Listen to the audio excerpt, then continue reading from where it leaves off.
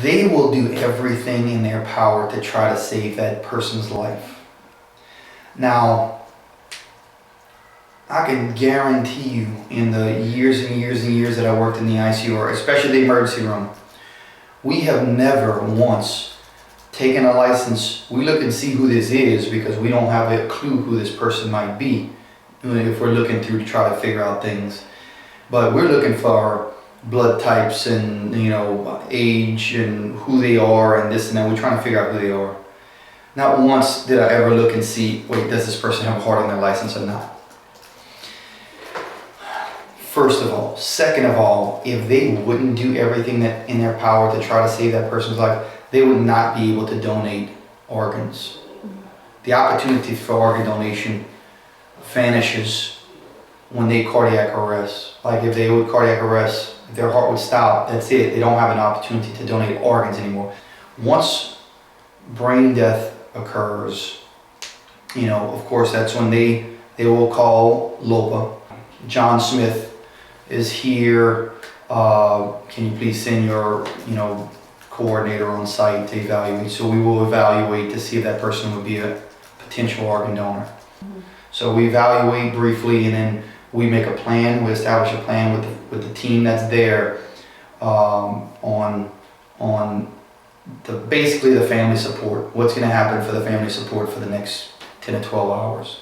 When then we support that family, offer them that opportunity, and should they say yes, and hopefully, and generally in this state, by and large, over 70% of the time, they say yes. And then that's when we take over and start rehydrating. Now the patient is brain dead, so we're trying to change the focus from saving that person's life to now saving as many lives as we can. They're grieving too. The physicians are grieving. You know, they tried, you know, in a lot of, you know, they tried their best to try to save that person's life. And that's a difficult thing for them. They're humans like everyone else is. So we try, you know, we establish a good plan there for them to just have the discussion about brain death. You know, like they would have if they would have been cardiac death. So there's two ways you die, either brain death or cardiac death. Either way, they are the ones that are responsible for that conversation. And we keep it just at that. And we try to give the family enough time to be able to absorb it. And then we offer them whatever. You know, again, sometimes maybe it's helping to get pastoral care involved. Maybe it's getting their family members, you know, that's coming in from, I don't know, Mississippi or Florida or whatever. So we have someone who's just solely dedicated to that family. That's it, until their time is no longer needed.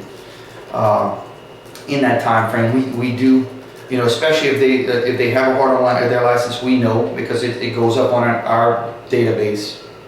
We know that their loved one was a donor, and we'll talk to them at some point, whenever that time is most appropriate.